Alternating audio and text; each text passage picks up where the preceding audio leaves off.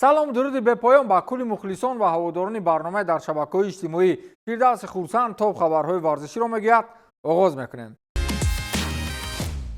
баъзан бозе ҳанӯз ба миён нарасида сарнавишташ маълум мешавад. маҳз чунин шабро мухлисони Реал Мадрид диданд. дастаи мадридӣ дар муқобили Манчестер Сити чунон босуръат ва бераҳмона оғоз кард ки то танаффус аллакай ҳама чиз қариб ҳал шуда буд. қаҳрамони асосии мулоқот Федерико Валверде гардид. нимоядгари уругваӣ шаби фаромӯшнашавандаро паси сар кард ва 3 маротиба дарвозаи англисҳоро рахна намуд. хетрики ӯ на танҳо ҳисобро ба фоидаи Реал Мадрид расонд, балки тамоми нақшаи Манчестер Ситиро низ барҳам дод. голи аввал пас аз ҳамлаи босуръати мадридиҳо ба самар расид. Валверде бо зарбаи дақиқ ҳисобро кушод ва майдонро ба ҳаяҷон овард. каме баъд ӯ боз дар маркази таваҷҷӯҳ қарор гирифт. ҳамлаи навбатии Реал бо зарбаи дуввуми ӯ анҷом ёфт. вақте ки Валверде голи сеюмро ҳам зад, ҷониби минбари мухлисони Реал ба ларза даромад ва дар як гӯшаи он кабудпӯшҳои англисӣ гӯё ки мотам доштанд. Манчестер Сити кӯшиш кард бозиро ором кунад ва ташаббусро ба даст гирад, аммо мадридиҳо бозиро хеле боэътимод идора мекарданд. дифоъ бо интизом буд ва ҳамлаҳо ҳар лаҳза метавонистанд боз хатар эҷод кунанд. хетрики Валверде бозиро ба як намоиши шахсӣ табдил дод. баъзан дар чунин шабҳо як бозингар саҳнаро пурра ба худ мегирад ва дигарон танҳо тамошо мекунанд. барои Манчестер Сити ин шаб хеле душвор шуд, вале барои Реал Мадрид шабе ки мухлисон онро дер фаромӯш намекунанд. баъзан футбол чунин намоиш медиҳад ки ҳатто сценарионависони кино ҳам каме ҳасад мебаранд. бозии драмавӣ миёни Челси ва ПСЖ маҳз аз ҳамин навъи бозиҳо буд. голҳо, гардиши ногаҳонии бозӣ ва эҳсосоте ки ҳар дақиқа тағйир меёфт. оғози вохӯрӣ ба фоидаи англисҳо буд. Челси 2 маротиба дарвозаи Матвей Сафоновро аз масофаи қариб ҷаримагоҳ рахна кард. ҳамлаҳо тез буданд, зарбаҳо дақиқ ва чунин менамуд ки парижиҳо каме саргум шуданд. мухлисони лондонӣ аллакай фикр мекарданд ки дастаашон бозиро пурра ба назорат мегирад, аммо футбол баъзан хеле зуд қаҳрамонҳоро иваз мекунад. ПСЖ гӯё якбора аз хоб бедор шуд. пас аз чанд ҳамлаи пайдарпай дастаи фаронсавӣ бозиро тамоман дигар кард. аввал як гол, баъд дигаре ва баъд боз ҳамлаҳо. дар натиҷа ҷавоби парижиҳо бо 5 гол хеле сахт баромад. ҳамин тавр ҳисоб ба фоидаи ПСЖ 5-2 шуд ва бозӣ ба як гардиши аҷоиб табдил ёфт. аз лаҳзае ки Челси худро пеш ҳис мекард, бозӣ бо намоиши ҳамлавии парижиҳо табдил ёфт. акнун қисса ҳанӯз ба поён нарасидааст. пас аз як ҳафта Челси кӯшиш мекунад ки дар бозии ҷавобӣ бар зидди ғолибони Лигаи Қаҳрамонҳо 3 голи ақибмондаро ҷуброн кунанд. ин маънои онро дорад ки қисми дуюми ин драма ҳанӯз дар пеш аст ва агар бозӣ мисли мулоқоти аввал бошад, мухлисон метавонанд боз як шаби девонавору пур аз голро интизор шаванд. баъзан дар футболи аврупоӣ чунин дастаҳо пайдо мешаванд ки гӯё тамоми қоидаҳои мантиқии футболро вайрон мекунанд.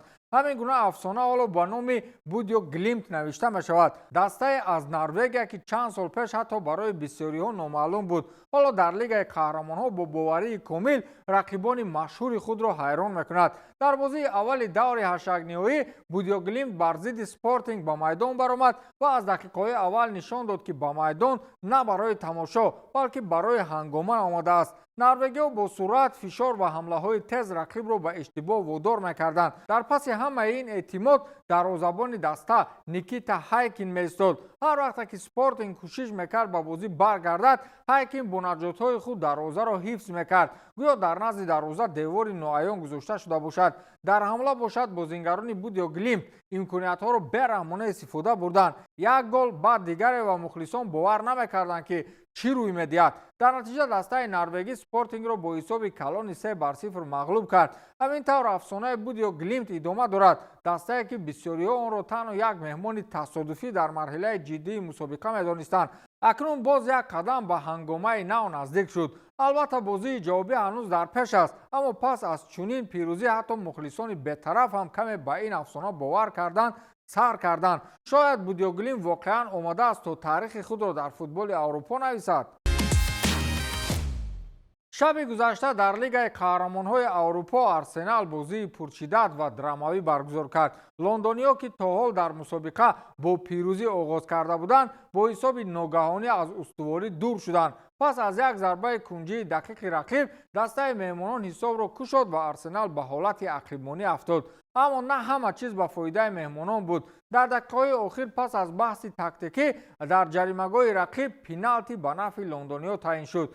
کای هاورتز با آرامی و دقیقی توپ را به دروازه رقیب فرستاد و دسته‌اش را از باخت رها کرد.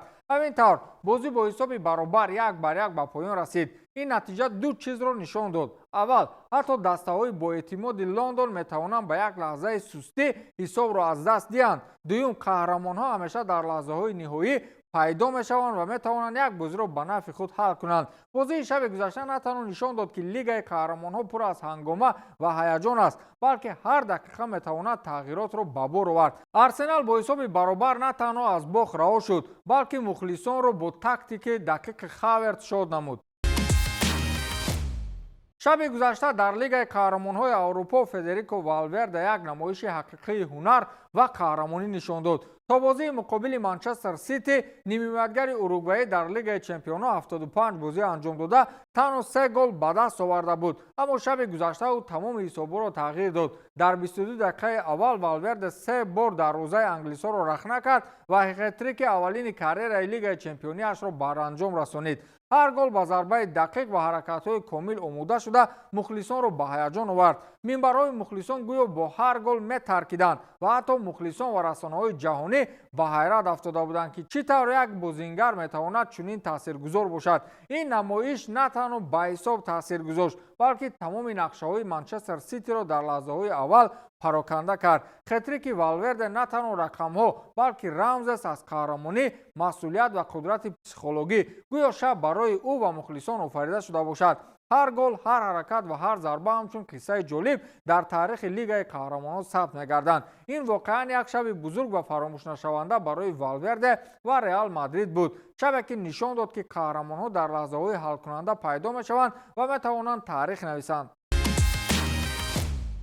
شب گذشته در بازی پرشدت لیگ قهرمان‌های اروپا بین PSG و رقیب آنها یک لحظه خیلی هیجان انگیز رخ داد که تماشابینان را در حیرت گذاشت. در دقیقه‌های آخر پدرو نتو به یگان ضرورت بالبای یا همان نفر موظفی که توپ را به بازیگران می‌آورد پخش کرد. جوان بر روی کرسی افتید و مدت طولانی نمی‌توانست برخیزد. این صحنه فوراً نافهمی و جنجال کوتاه مدت بین فوتبالبازان را به وجود آورد. حتی در چنین وضع PSG نشان داد که در لحظه‌های فشار هم قابلیت قطعی و هدفمندی دارند. پس از دوباره آغاز کردن بازی پاریژیا گل پنجم را به ثمر رسانیدند. این لحظه یک بار دیگر نشان داد که در فوتبال نه تنها تکنیک و استراتژی مهم است، بلکه دقت و خود تنظیم کنی نیز نقش حل کننده می‌باشد. حتی یک لحظه به احتیاطی می‌تواند نه تنها بحث و جنجال به بار آورد، بلکه به گل نو و تغییرات شدید حساب آورده رساند. بازی شب گذشته نه تنها برای گل‌ها بلکه برای فرمایش‌های ناگهانی در خاطر می‌ماند. نمونه واقعی آن که چرا لیگ قهرمان‌ها همیشه پر از هیجان و هنگامه است. و همین تمام. تا دیدار نوبتی، خیر.